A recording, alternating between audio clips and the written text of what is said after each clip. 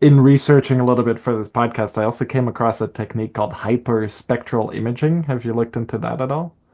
I haven't.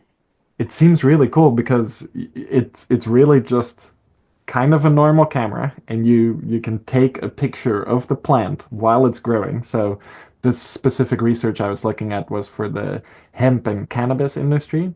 So they could just go to a growing live plant, and without having to do anything, they take a picture, and then it's a picture in 3 dimensions. So the first 2 dimensions are just normal, Hmm. color and depth, how we would perceive a picture. But then that third dimension is spectral data that's like near data. And with machine Oh, learning, they're able to determine if it has a low amount of THC and a high amount of CBD. So they can say that's like type 2 um, hemp product, which has low THC, higher hmm. CBD, or it's type 1, which I believe is high THC, lower CBD, and then type 3, which is THC below 0.3%, and then CBD, so you can sell it as hemp in the US. But they can just determine it by Wow. taking pictures. A very special camera, by the way. I was looking them up because I thought, huh, I kind of want this. Like maybe I can start taking pictures of stuff.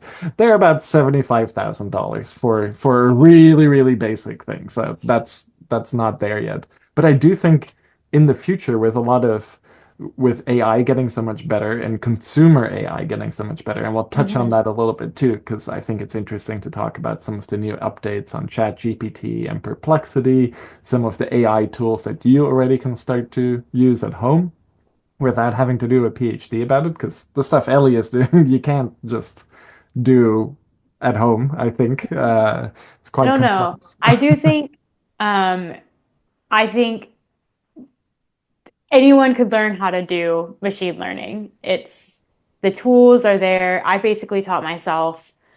You have to know how to Google things like how do I fix this error? And that's kind of what you do all day long is, okay, now how do I fix this other error? But I think it's something anyone can learn how to do. Um, it's just having, the funding and the guidance to do the research projects is super important.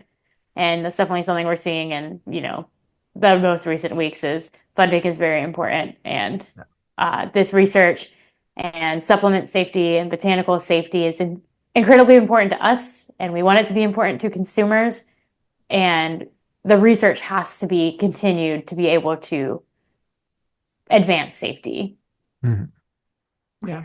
Do you think like 20 years from now, 10 years from now, maybe even with how rapidly AI is progressing and how rapidly some of these technologies are progressing, that you could maybe have like a near chip on a camera phone even, and you can Hmm. just take a random powder, scan it, and it tells you what it is. Do you think we can come that far, or is that kind of a fantasy dream? I think it's possible.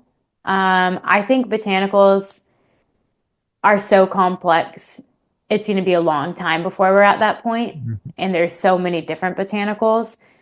And I think it took, millions of years for botanicals to evolve. And AI is evolving very, very, very, very rapidly. But I don't think it's ever going to catch up to the complexity that botanicals have, which is great for us. So, our jobs aren't going anywhere. Yeah. But I think it's going to be more of a companion tool for people who understand the botanicals themselves. Mhm. I just find it fascinating these days, and I think, talked about this a little bit too, the Purple Scientific, like handheld, Bluetooth connected. I think it's also using near technology to test hemp and cannabis flower, and I recently saw another one called the Neo Spectra. And these things are within a consumer budget. Like if you're a real Mhm. hobbyist, you can already buy a Purple Scientific for $2,000, and if you're growing hemp at home, you could test it yourself and get a rough idea of what the potency is like, or actually quite a precise idea of what the potency is like based on some of their data.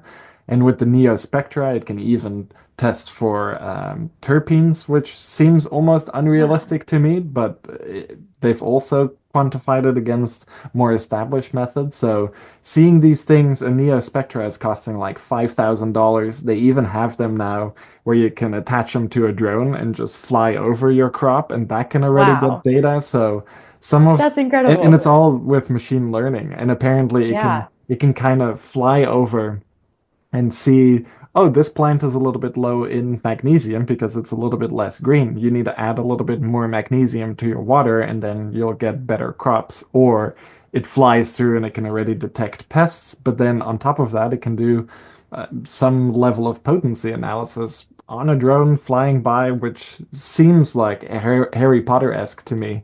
Right. That But doesn't it's even there. how? How? Yeah. It's Yeah. amazing.